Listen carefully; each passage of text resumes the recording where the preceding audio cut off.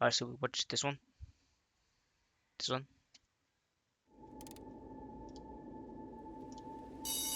Whoa, whoa, whoa, whoa. Inclusive violence, attached to suicide, child abuse, inside.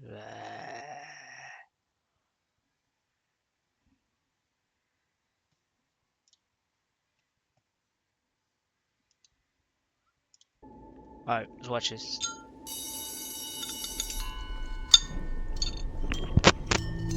Class is about to start for these 40 school kids. Like every week, the teacher starts searching everyone's pockets. This time, he finds something on a little girl. 5 kernels of grain. The teacher snaps and commands the girl to come up front. She has to kneel down on the hard concrete floor. With a wooden stick, he strikes her on the head.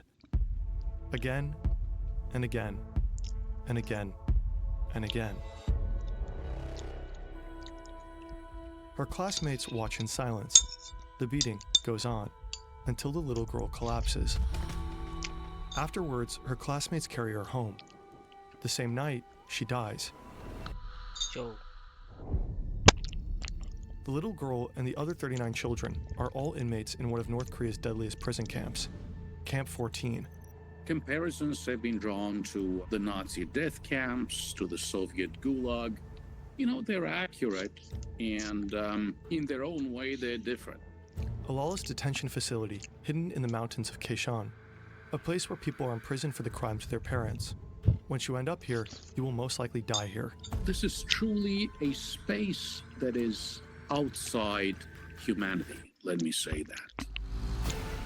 Prisoners are forced to work under inhumane conditions. The smallest mistake can cost them their lives. Escape is almost impossible. Only a handful make it out, risking everything on deadly routes. In North Korea, there are several of these death camps, and the regime has kept them a secret for decades. But through the relentless work of human rights organizations, satellite imagery, and reports from survivors, we can have a glimpse at these facilities. Why are people being sent to Camp 14? What does daily life look like inside its walls? What horrors do the inmates face? And how do people actually get out? This is the story of the most horrific prison camp in North Korea. Yo, that's actually scary, bro. This story is based on Escape from Camp 14 by Blaine Harden. One former prisoner of Camp 14 later changed parts of his story. Every time you see this symbol, it marks those revisions. If you want to know more about the exact changes and the reasons behind them, we recommend reading this article. Since North Korea denies the existence of these camps, independent verification is not possible. Shin Dong-hyuk is just a young boy when he witnesses the little girl being punished for having food in her pocket. Shin has no doubt she deserved it. After all, she stole food, and in Camp 14, stealing means death. Bro, it was like this little fried rice. He doesn't question it. He knows nothing else. The camp rules are his reality. Shin was born in Camp 14, but his parents didn't fall in love. They were assigned to each other by prison guards. Intimacy between men and women is strictly forbidden. If a woman becomes pregnant without permission, both she and the baby are shot. Whoa. In Camp 14, there is only one way to have a child: promotion. Those who work hard, and more importantly, snitch on others, may be granted a reward marriage. This is how Shin Dong-hyuk and his older brother Shin Hee-gyun come into the world. But they don't grow up as a real family. Their mother never talks about the past. Shin has no clue why his parents were imprisoned, and it probably wouldn't matter anyway. It's all about suspicion. You know, you don't have to be an anti-regime character. But if you're suspected of being anti-regime, of being a wrongdoer, a wrong thinker, of having engaged in wrong associations, they will send you to the camp. This is Greg Scarlatoiu. He's president and CEO of HRNK, the Washington-based Committee on Human Rights in North Korea. For years, Greg and his team have been investigating human rights abuses at these camps. Like many others, Shin will most likely stay in Camp 14 for the rest of his life, even though he never committed a crime. This is the house Shin and his mother live in. Along with his mother's promotion came slightly better housing. They share it with 3 other families and sleep on the floor. There is a single light bulb in the kitchen. Electricity works for just 2 hours a day. There's no running water, no furniture, no shower, and barely enough food to survive. That's fucking crazy. The building is part of a model village, one of many. Camp 14 is estimated to cover around 153 square kilometers, almost 3 times the size of Manhattan. It is secured by a 60-kilometer fence, patrol paths, barracks, guard posts, and checkpoints. The whole area stretches from river valleys to mountain peaks. The wilderness and the Taedong River act as a natural barrier, an immense obstacle course separating the facility from the outside world. Little villages are scattered across the vast area, containing housing and working units. These are sprawling facilities. They're very large facilities. So at some of these facilities, you see farming, agriculture going on. You see some of these facilities that are adjacent to coal mines or other types of mineral exploitation. Researching and animating topics like these take a lot of time. We worked for months on just this video with the help of more than a dozen people. And this wouldn't be possible without our sponsor, Brilliant. Brilliant is an interactive explosive start learning Brilliant on his. The camp has its own railroad network and generates its own electricity. And it also has a school. This is where Shin goes every day. His teacher wears a guard's uniform, carries a weapon, and teaches obedience above all else. Camp rules are brutal. There are 10 of them. Even the smallest violation can lead to execution. Shin memorizes them all. Rule 1. Any witness to an attempted escape who fails to report it will be shot immediately. Rule 3. Anyone who steals or conceals any foodstuffs will be shot immediately. Rule 5. Anyone who holds or hides a fugitive's possessions, conspires with him, or fails to report him will be shot immediately. The guards enforce the rules without mercy. 내가 총을 꺼내서 뭐 쏘거나 해도 한나무 가책을 느끼지 않았어요. 일반적으로 우리는 그때 써도 나라를 지키기 위해서 내가 한 일이기 때문에. 그 수용소에는 들어오게 되면 사람이 아니에요. 사람이 아니고 내 마음대로 해도 돼요. 그 안에 사람은 그 자리에서 죽이겠으면 죽이고 살리겠으면 살리고 하는 건 내 마음에. 뭐 설명해 주세요. Wait, so he was like one of the guards? Across North Korea, there are different types of detention facilities. The worst of them are called Kwon-li-so. Camp 14 is one of them. It's also called a total control zone. People never get out of those.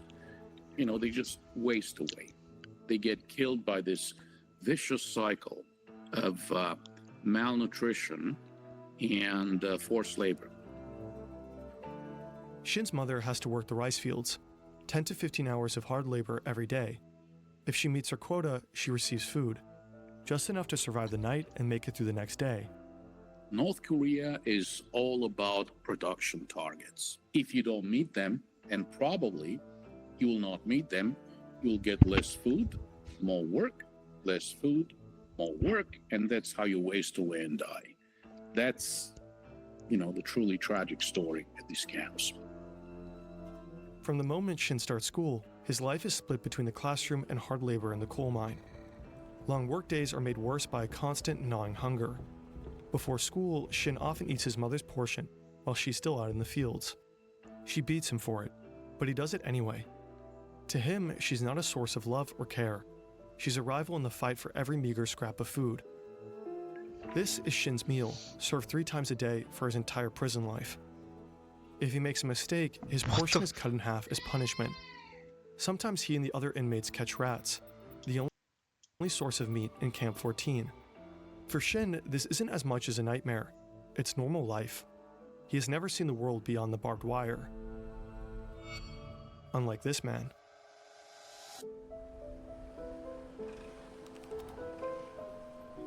Kim Young is in his mid-40s when he's brought to Camp 14.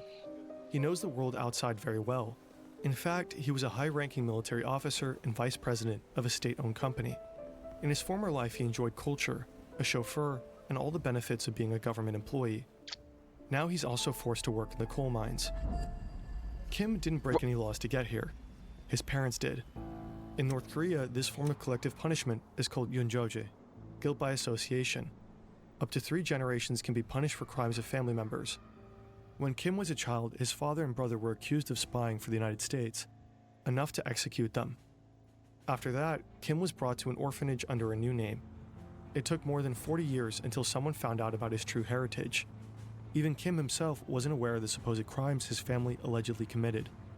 There's absolutely no judicial process. This is extrajudicial punishment. They'll just, take you away in the middle of the night, together with your family members. You just disappear. That's how it goes. 대낮에 잡아가는 건 없어요. 다 밤에 그냥 원래 그냥 어느 순간에 와서 싹 다 쓸어가. He's the one that gets the people 가고 to Camp 14.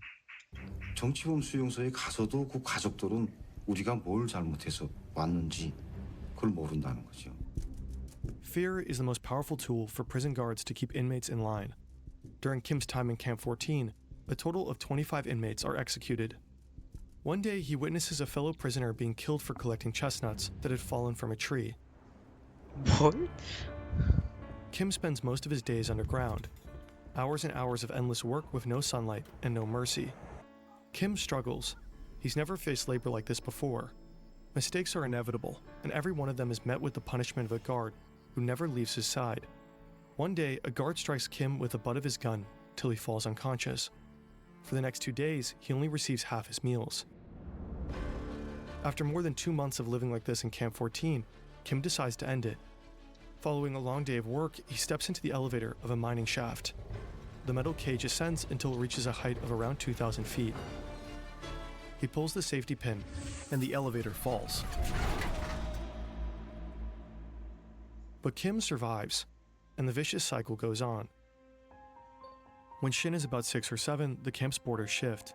His village is merged into the neighboring Camp 18, just across the river. It's said to be slightly less brutal than Camp 14, but for Shin, life hardly changes at all. Shin is 15 and has moved out from his mother's home. He now lives with his father. One day, a teacher allows Shin to spend the night at his mother's house, a reward for good behavior. When he arrives, another guest awaits. It's his brother, Shin Hee-gyun. The 21-year-old works at the prison cement factory, a couple of miles away. Shin doesn't like him at all. In the middle of the night, Shin wakes up from his sleep. He hears voices from the kitchen. His brother is talking about escape. His mother seems to support him. Shin's first instinct, he has to report this.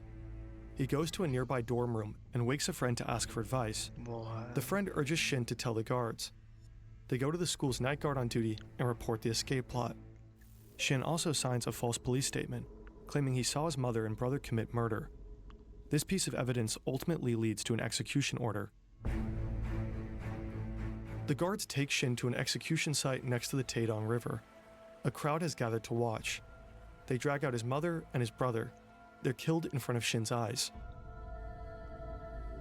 That's fucking crazy. I think he did it because he gets rewards and I don't know, something else. In 1996, Kim Young is transferred to Camp 18. To him, this place feels like heaven. The labor conditions are slightly better, and to his surprise, he reunites with his 70-year-old mother, who is also a prisoner here. But the violence and abuse don't stop. One day, he has to witness how guards beat up his mother and force her to do manual labor. His mother is certain they will both die in the camp. Even though it means risking his life, she urges Kim to leave her behind and escape.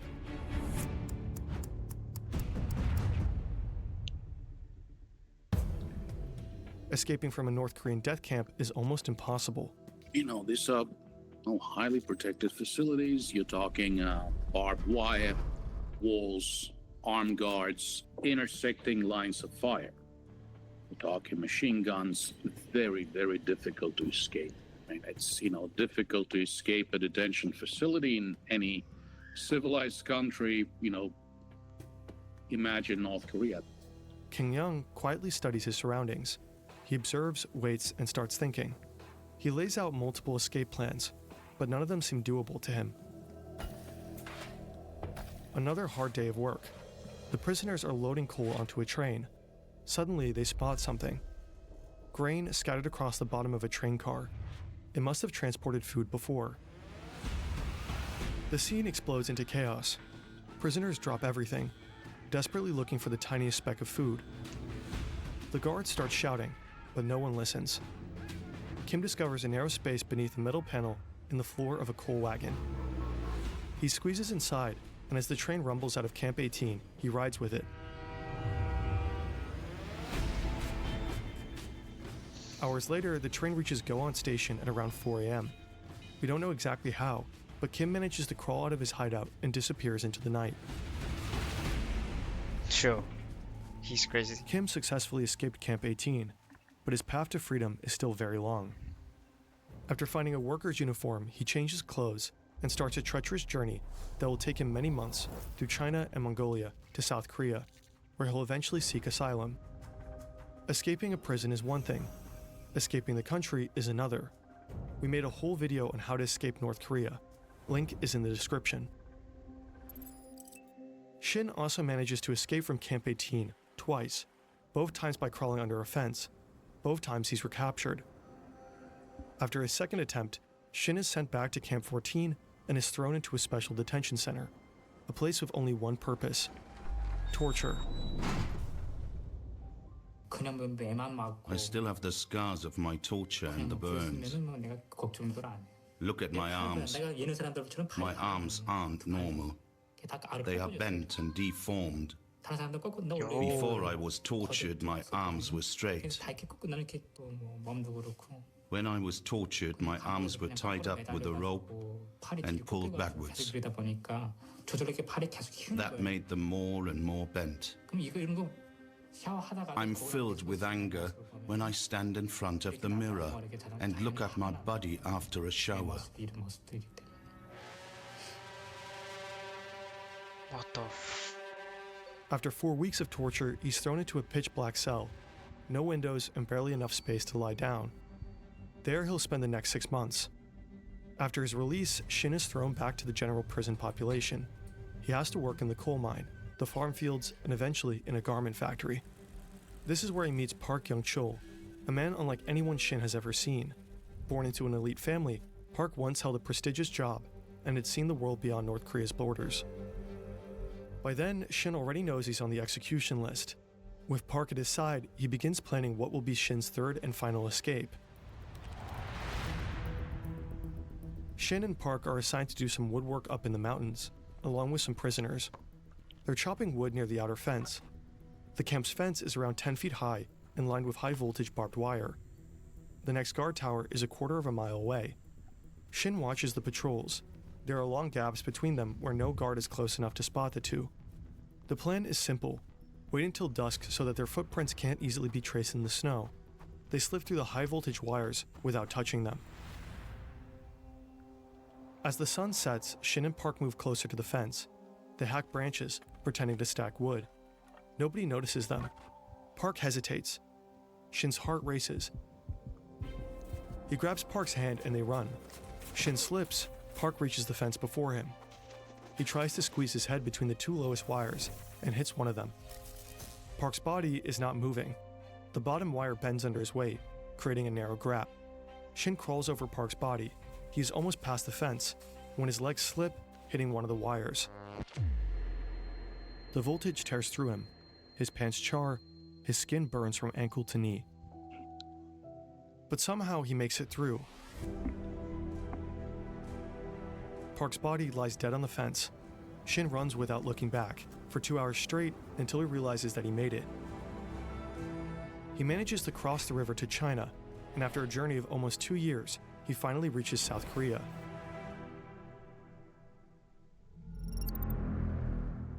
Sure. These That's are all the fucking prison crazy. camps that are most likely active in North Korea today. According to Greg Scarlatoiu, the camps are changing, and not for the better. Camps near the border have reportedly been moved further inland, likely to make escape even harder. In some, new internal perimeters have appeared, possibly to isolate high-value prisoners. A third development in terms of infrastructure evolution and development has been the creation of watchtowers and what appears to be intersecting lines of fire around the camps that would be meant to basically exterminate those who attempt to leave those camps. For some camps, evidence is even scarcer. There's one camp that we know very little about, and that's Camp 16, 1-6. That's very close to the Punggye-ri nuclear testing facility. And I have spoken with the South Korean nuclear scientists who said, look, we don't believe that prisoners are used in digging those tunnels for the nuclear tests, but it is very likely that they will be, used and abused while cleaning up after those nuclear tests. The HRNK estimates that up to 120,000 people are currently held in North Korean prison camps. In fact, as a viewer of this video, you might know more about them than most North Koreans ever will. We have to remember that these people are being tortured and maimed today. They were tortured and maimed yesterday, and the same will happen tomorrow. So, I think it's a matter of moral, ethical, religious, and political obligation to continue to maintain our interest in these issues. This is Shin today. He gradually adjusted to a life in society and became a public speaker and advocate for human rights in North Korea. In 2015, Shin Dong-hyuk retracted parts of his story and admitted to changing certain key details in Escape from Camp 14. The book's author published a detailed statement outlining every change Shin had made. According to Shin, some memories were simply too painful and others too shameful to share truthfully at the time. This is a common reaction for victims of torture, who often cope by suppressing or distorting their accounts of what really happened. Greg Scarlatoiu and others believe Shin's changes don't alter the fundamental truth of his reports. Was Shin Dong-hyuk a political prisoner? Yes, 100%. Okay, he spent some time both at Camp 14 and Camp 18, right across the river. Did he witness the execution of his mother and brother? Yes, he did. So the fundamental elements of Shin Dong-hyuk's story did not change. Shin bears the scars, physical and psychological. They leave little doubt about the abuse and torture he endured.